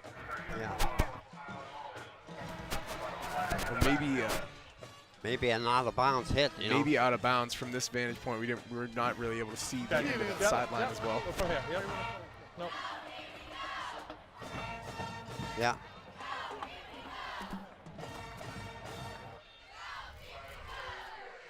Saw chop block. Yep. Well, we got a microphone on him, so that's good, but he doesn't like to speak. So for the fans at home, that was a chop block. And the penalty has been declined. So let's look at the end of this play. Maybe we'll be able to see that chop block. So there's the fake. Dumps it off to Tyler Norman. And that block that kind of blindsided and comes in and takes everybody out is where the penalty was. So 4th down and 15. And Peabody's going to punt it. We have Austin Leggett out on the field. But it looks like a little bit of confusion of who's on this punt unit. Nolan Murphy comes in. All right, so the key here is Peabody's going to want to punt this into one of the corners of the field over by the pylon. You want this ball to die within the 10-yard line. You don't see it happen too often, though. You know, there's a high kick. High kick with Fair some catch. backspin. Down to the 12-yard line. You don't see when you mention Koff and Connie, you don't see that happening too much anymore. It's a skill, and, Right. and nowadays everyone kind of wants to kick the ball with some weird knuckle or Right. backspin to it. So when it does hit the ground, it jumps funny, and maybe it hits the returner, and your guys can jump on the ball, and you'll end up having essentially a long pass play. But So with 7:40 left in the ball game, Peabody leading 23-0. Westford has the ball on their own 12-yard line. Turns to the right, going to pass. and that's incomplete Complete. to number 21, Scott Beatty again. Not much luck passing and catching tonight for Westford. no. Westford. They seem to go to it a lot, but have not had any luck. The receivers just don't pull the ball in, or they don't get their hands on the ball. And actually, the quarterback is always running when he throws the ball. In high school, that's pretty hard to do. No, he's never been set. He's not like the quarterback we saw earlier in the year for Somerville. Yeah. That kid was special. Oh.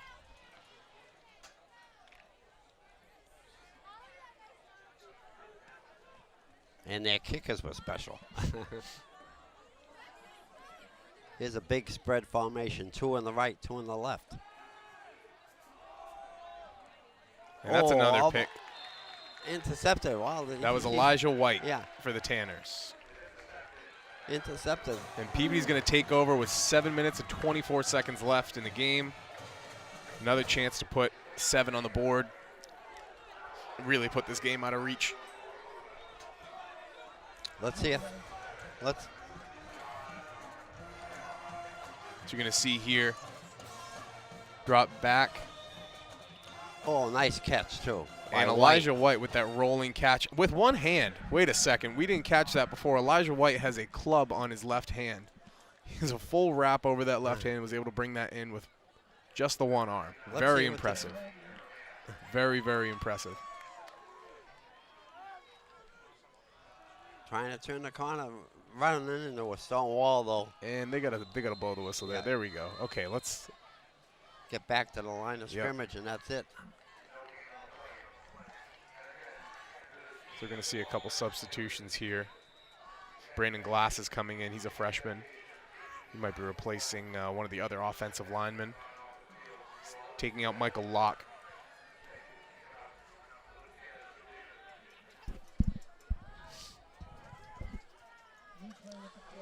So we're going to see this interception again. And this is going to be pretty special. Elijah White, so he tracks down the ball. And actually, I mean, we're a couple plays later, so it doesn't matter. It looks like it might have skipped off the turf. But regardless, he was able to get a hand under there with a pretty dense club on his left arm. And the Tanners will line up for the second down with Therian under center. 21, Lewis Giradis on the carry for the Tanners. Looks like he picked up about 4. He's another junior. So it'll be 3rd down and a long 5. Looks like here we got a cheer from the cheerleaders. Yeah.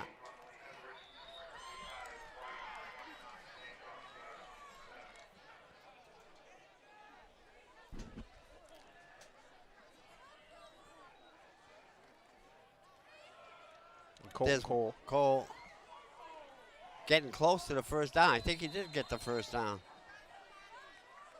Let's see where the referee spots this one.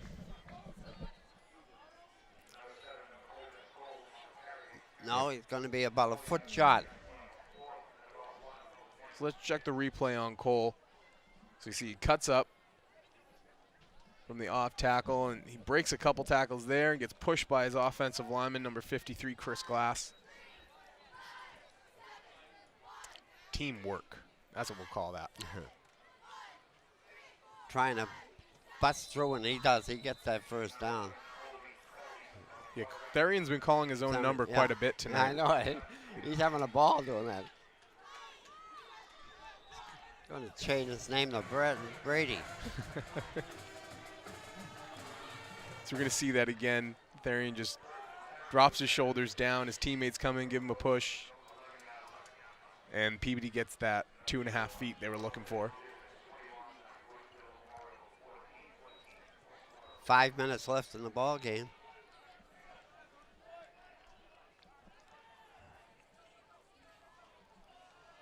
Trying to turn the corner. Still on his feet, and he goes out of bounds at about the 5-yard line, maybe the 4. Let's watch Gerdes on this next carry as well. Really fast foot speed. The kid moves very well, stays patient, just really wasn't the hole he was looking for. And he's a junior. He'll be back. Yeah, all signs point to a strong 2018 Tanners team, and we'll get a good look at that this year as well on Thanksgiving at Stackpole Field in Saugus. So Noah Freeman on the carry. Turn the corner to try and get the first down, but he's going to be shot down to the 5-yard line, maybe. And we're closing in on 5 minutes. Looks like we got a timeout here. Timeout for Westford. So they fought the ball on the 6-yard line. 3rd down and 7. Even if they spot the ball on the 6.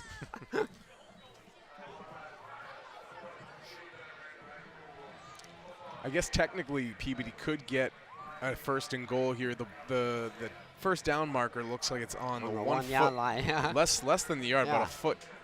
Half a foot. Yeah, so we could see a 1st and goal and have a whole new set of downs, and that would probably spell the end of the day for Westford Academy. You feel bad. Westford Academy drives all the way in, goes to Peabody High. They bring a similarly sized team, and they really haven't been in the contest all night. They had one glimpse at the beginning of the second half where it looked like they might pick up some momentum. They had a takeaway, and since then we haven't seen. And that's the only time they got in Peabody territory, when they got the takeaway. Yeah, since that play, it seems like Peabody has just overpowered and overmatched Westford.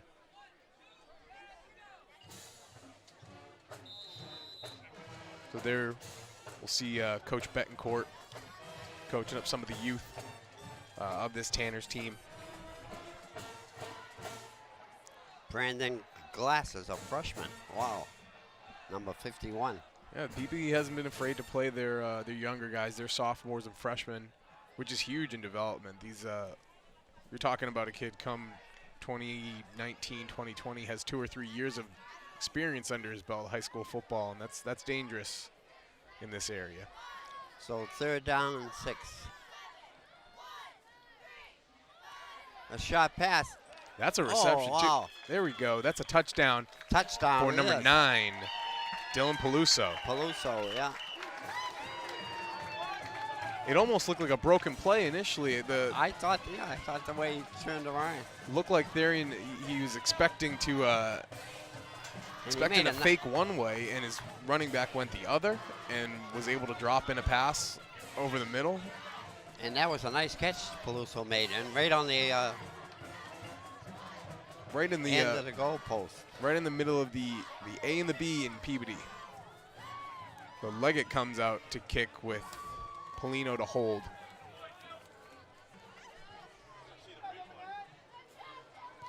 Kick is up and good. That's what you asked for. That's another one Yeah. good. That's going to be 30-0 over Westford.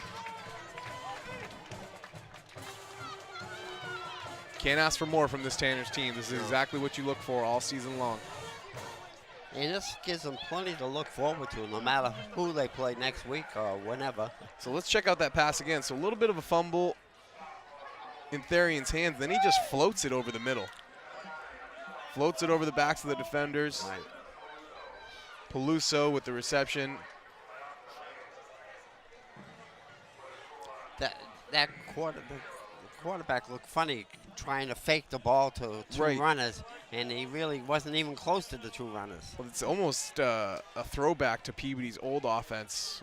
Back in the day, they ran a version of a single wing where you'd see runners, mesh points were all over the place. You had 5 or 6 guys running all over the field, and before you knew it, a running back was behind you. They've kind of changed gears a little bit in recent years, do more of a spread pro set. Leggett with the kick. Oh, another line drive. And That's a goes live through ball. one, yeah. Still on his feet. And the kicker, Austin Leggett, takes him down. Right. To the 39-yard line. Scott Beatty almost had an open run to his end zone. But he had to get past the kicker, and that proved to be a little too much. So we'll see what Westford could do with this 4:45 left. They got plenty of plays to try and get a score up on the board, and all these younger fellas out there now for the Tanners. Number 12, Jack Woods is there.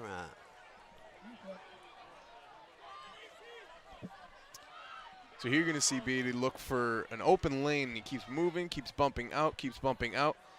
And Leggett, as well as number 40, Sean Pacheco, for the tackle. Leggett kind of came in and gave the decisive blow to take him out.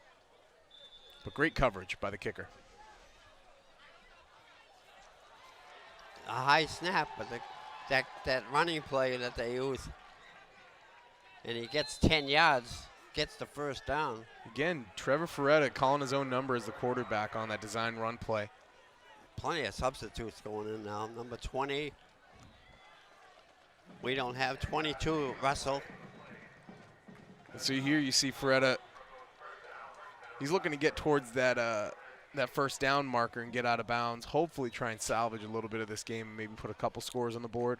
And guess what? Legitimately, that's the first time they crossed into Peabody territory the whole game. They might hit double-digit rushing yards tonight, which is a little harsh to say, but there's a big run by number 27, Tyler Bella. They're definitely up there now.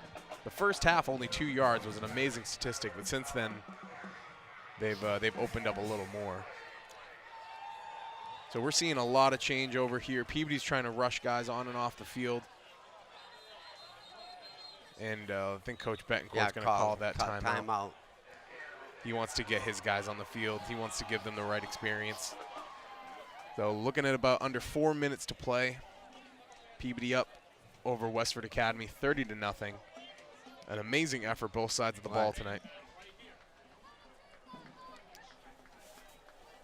So Beatty hands off to Bella, and Bella busts up through the middle, ends up getting taken out by, I think that was number 6, Joe Master Mateo, but I might be wrong on that one. And then we'll see basically a brand new Tanner defense. That same play again, direct snap, and he tries to plow through the middle of the line.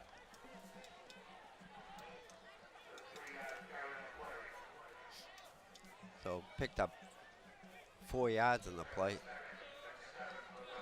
2nd down and 6. So the clock is still running, about 3.5 minutes left. Quarterback calls his name again. And these young Tanners got to wrap him up, take him down. That's an extended run that didn't need to happen. You can tell the inexperience against the experience when that happens, you know. But it's good that they're getting that experience. And the coaches now, they can kind of take off the headsets, relax, and get back to coaching the game and teach them up how to wrap up on a tackle and how to drive through the defender. These guys will learn it soon. They've learned it all year long, and now it's a chance to apply it.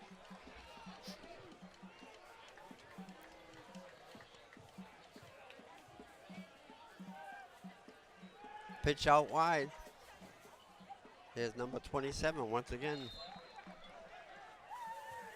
Bella. Westford wants to get on the board quickly. They're trying to beat the clock.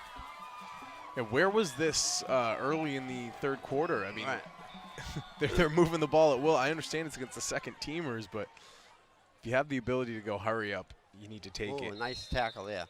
And Ferretta again calling his own number on the option and takes it up for about 2 more yards.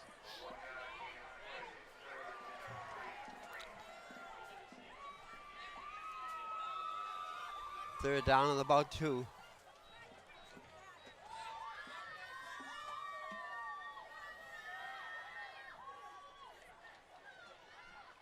Long snap, wow. Oh, and that is a big waste of the game clock. We're closing in on 2 minutes, and they could have gotten a play off, gotten back to the ball, and got another play off before the 2-minute warning and not burn this timeout. Right.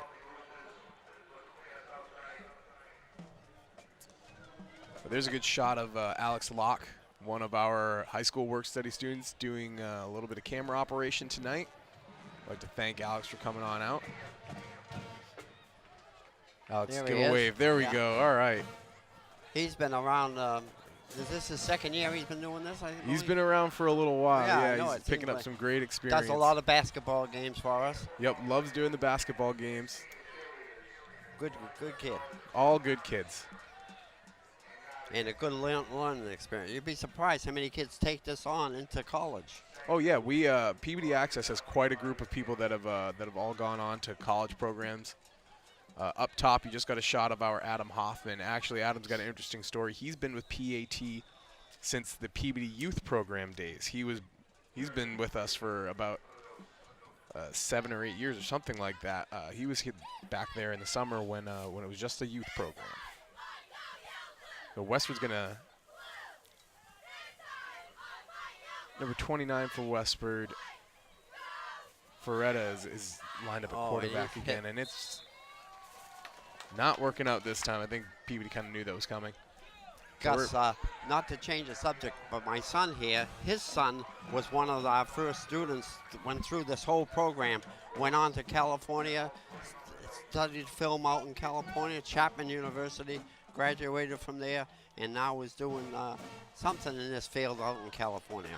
That's impressive. Right. We've got it's an amazing program at Peabody. We're going to catch this instant replay here for Ferretta on the carry.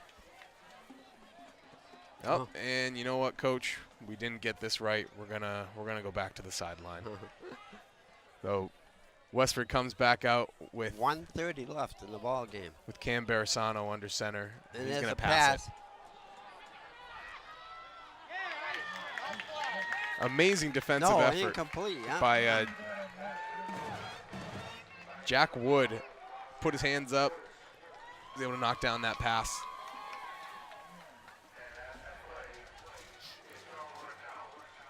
A nice pass, right there. Barisano puts the ball exactly where it needs to be. He puts it up. Oh, good play. And number 12, Jack Woods for the Tanners, was just in the right place at the right time, playing good defense. Hey, and there's Jeremy. Jeremy's one of our new work study students. Jeremy's been he's been working most of our football games, and he's been able to pick up the camera operation pretty quickly, and we're pretty happy to have him. So,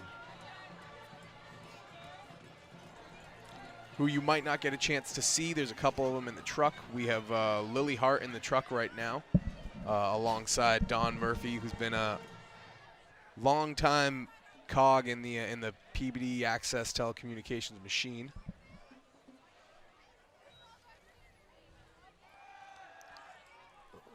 And another carry by Louis Girardes. 1 minute and 5 seconds.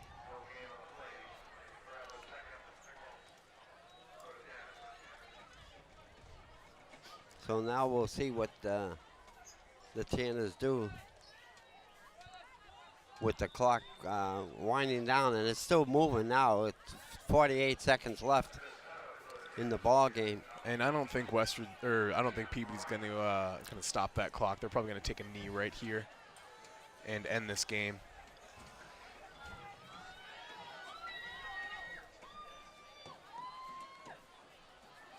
And there it is. Yeah.